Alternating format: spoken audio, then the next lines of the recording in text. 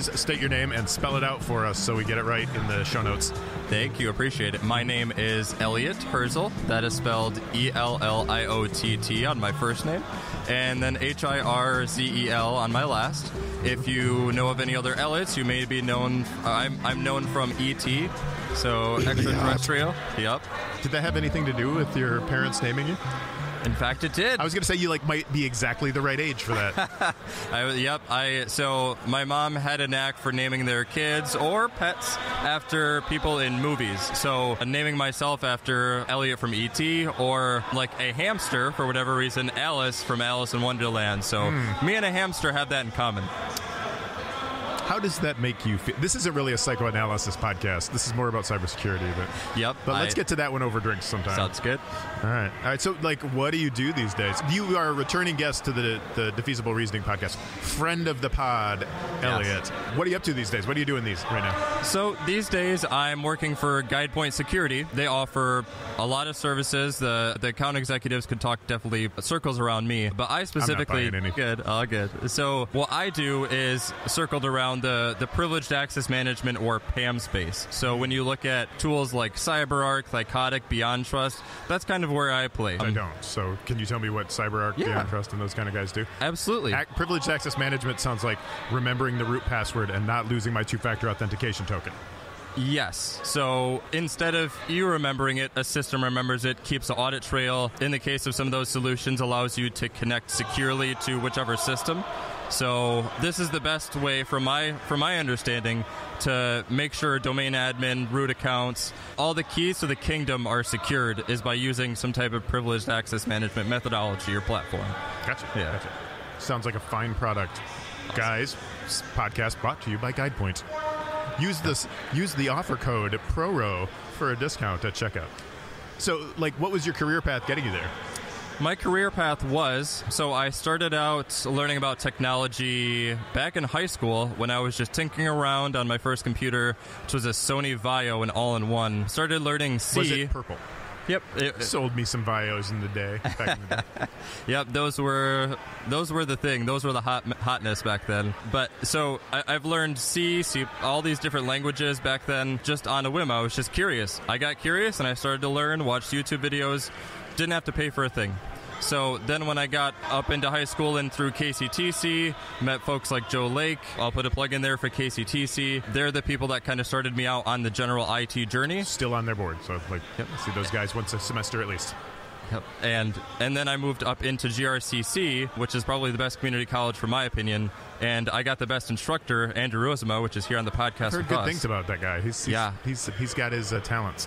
Yeah. So you actually touched on this already. So that was kind of what was technology like as a kid? Because for me and the Gen Xers, it was this amazing Commodore 64 that showed up in our lives one day, and all of a sudden the world changed. But you were born and computers were here.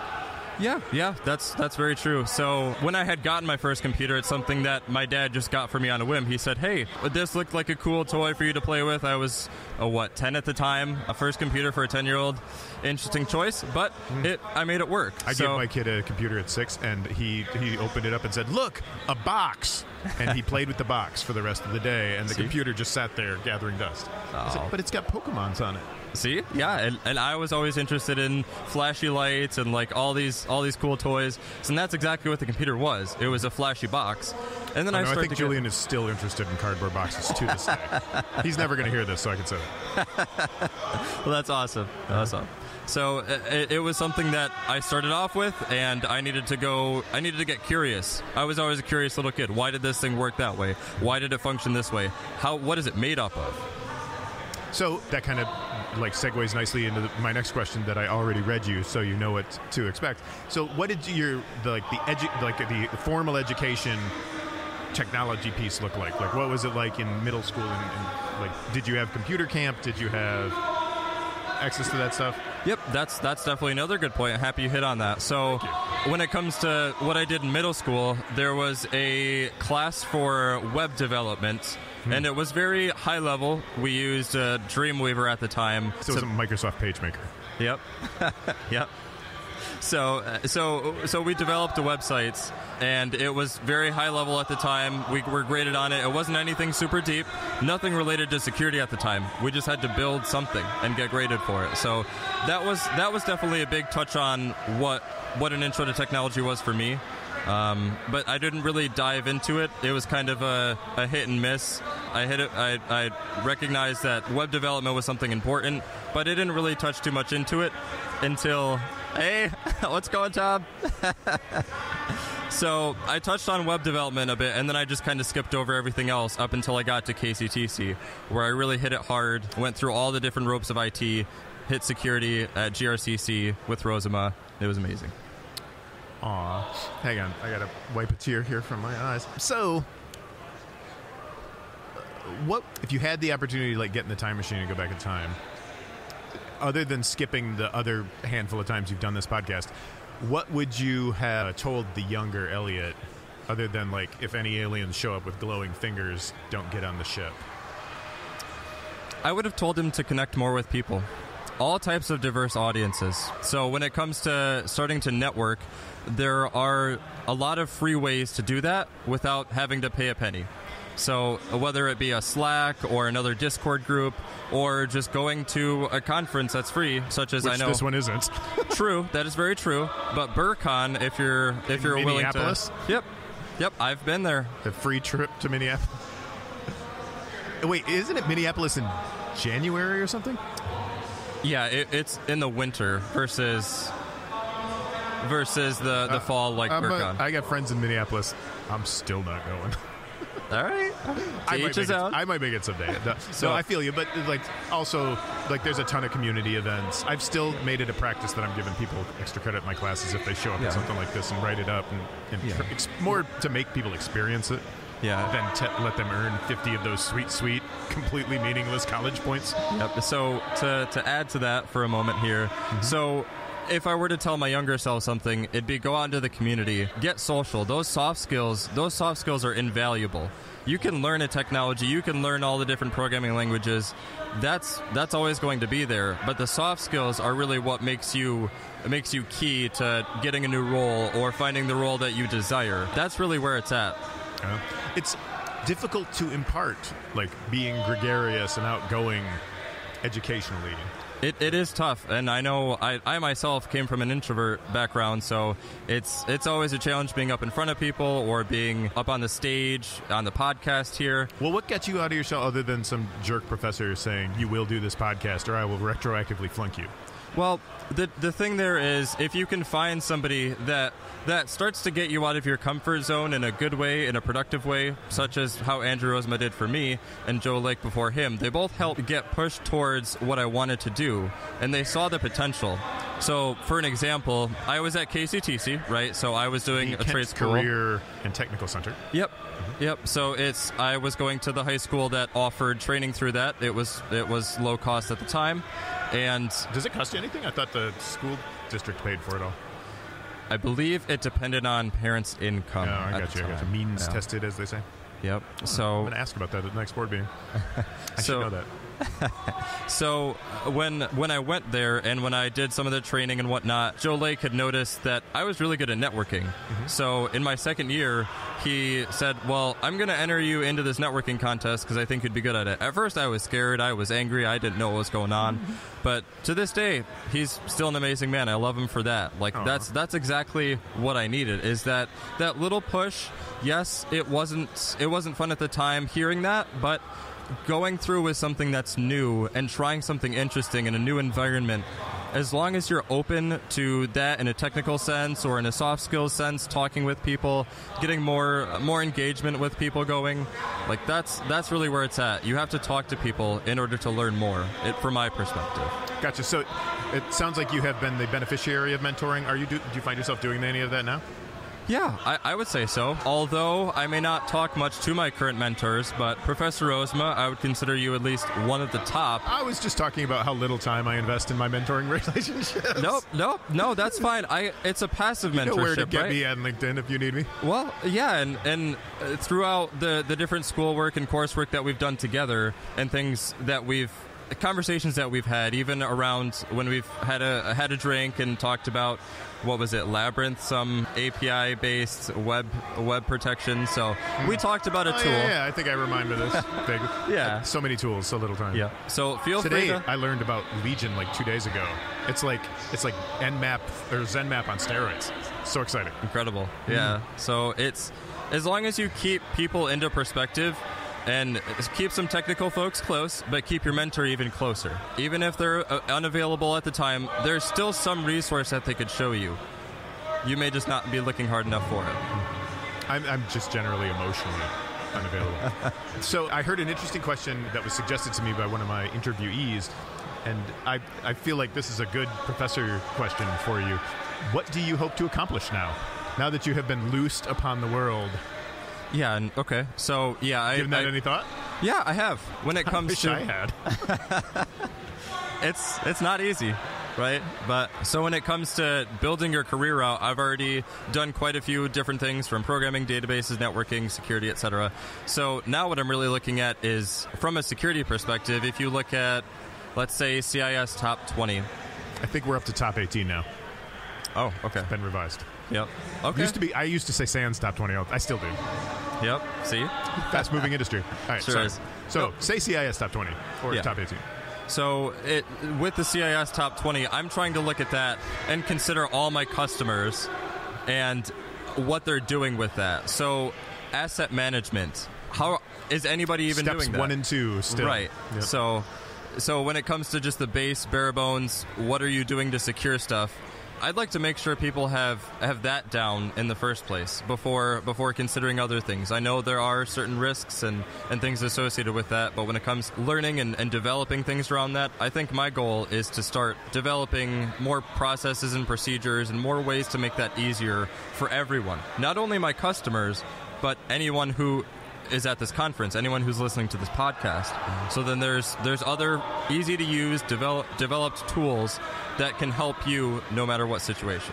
Gotcha. I hate to tell it to my students and to like half the people walking around this conference, but until you've done the first 17 of those 18, the very last thing you should be doing for a security posture is having a red team come in and pen test you. Like, it is the absolute last thing on that list. You're not going to get anything out of a pen test if you don't know what stuff you have in your organization. So help me with like the impetus for this project. The reason we launched either the end of the first season or this might be the 5th season of the Defeasible Reading podcast, Reading. My youth coming back to haunt me. The Defeatable Reading podcast is that, like, what do we do to diversify this group? If you could imagine some kind of program that you would have that would help, you know, change this from a collection of 40-something middle-aged, slightly pudgy white dudes into, and sometimes not so slightly, into a more, at least something that like represents the diversity of our local community, which this does. Yeah. So I'm pretty sure like at least more than half the people are not men, for example. Yeah. Yeah, and I'm happy, honestly, to see more diverse people and people of different backgrounds, all different kinds of ethnicities and cultures. That adds value in such a different way. Like having a different perspective and having potentially like a family that might even have a different religion than the one that of the folks that you go to school with. Like that's good. You have a different perspective. There's like the old Chevy Nova joke that there was nobody who spoke Spanish in the room that decided to call a car no-go in Spanish. Amazing. Yeah. So yeah, and to that point, like, so when you bring in people together and you have that talk or that discussion, I think that's key, is trying to find ways to get people together and get diverse crowds of people, going out to different communities and offering, here's a flyer posted on this place for a security talk or security discussion for the community. I know that may sound like a stretch, but when it comes to involving everyone, someone's going to notice that, whether it's the business folks listening to this podcast or the individuals that are still taking classes or a mix of both. Mm-hmm. Having something that can bring us all together, having something that's available in public that we can all have a discussion on, whether that be like the MySec Slack or other resources where we could all have discussions. Kind of talking about folding maybe MySec and ISSA maybe together is one of the ideas we're kicking around. Yeah. I'm not quite sure what we're going to do there. It's all bringing it together at low cost. Mm-hmm. Most people that are going to have those amazing opinions that are like going to change the industry and have all these crazy solutions come out that help everyone, I think that's exactly what we're looking for. And I think a diverse audience can bring that closer to us by considering all the options available. So when it comes to this conference, I do see a lot of diversity. I mean, from the listeners on this talk, I wish to hope to see you all here. I mean, I'd love to go up and talk to you at the GuidePoint booth or the GRCC booth. The GRCC booth, for sure. Yep. So, nonetheless, there should be a lower barrier to entry when it comes to not only getting educated in the industry, but finding out more information on what to do. So, for the individuals that are being trained up on this and going to classes, etc., and like I said, the other side, the business folks, we got to get us all pulled in together and have a discussion around what we're doing together. That's my take on it. I know that's high level, but we could talk lower level things too. Hey, I'll go engineering. Tactics. Yeah. It's instead of strategery. No, that's kind of what I'm looking for. Appreciate you coming on again. Yeah. And sharing your wisdom with you, and it is always like a source of pride for me to see you guys out there doing awesome. It's always good to see you as well. Like I know this is I could give you a hug, but I know what a germ freak you are. No, I don't mean for this to be a plug for Rosema. But this is why we do the podcast. He is an amazing human being. There are others like him out in the community, but he is unique in himself. I had somebody earlier tell me that she avoided all my classes and only took Katie's because I'm sucky. Well, but I think one of the keys here, if I could depart any wisdom to, let's say the educational. Huh? Or even impart some wisdom. Yes. I'm in the departing from wisdom business. So if I could make any suggestions to the folks that are trying to break into the industry or just getting trained up, trying to learn more about it, I would invite you, if you're based in Michigan, to be part of the MySec. I think it's the Discord now. It used to be Slack. To be part of that and to get more engaged in the community. There are plenty of others, such as like BreakSec. They also have a podcast. Mm-hmm. It would be an amazing adventure to partner with them. Okay. WhoSec? BreakSec. Breaking Down Security. BreakSec. Yeah. Yep. So be a part of the community, no matter what. Just ask a question. Try to be in the background viewing stuff as well. I would implore that you ask questions. Ask as many questions as you can. No question is a stupid one. If somebody thinks it's a stupid question, go to a different channel. Ask someone different. Like, we can't take no for an answer. I hear so many stupid questions. I'm kidding. Right. All right, Elliot, thank you very much. I always appreciate you. Nice to have you back. Friend of the pod, Elliot H. The Feasible Reasoning is produced at the Epic Studios of Grand Rapids Community College, Media Technologies Department. Epically executive produced by Noah D. Smith and hosted by me, Drew Rosema.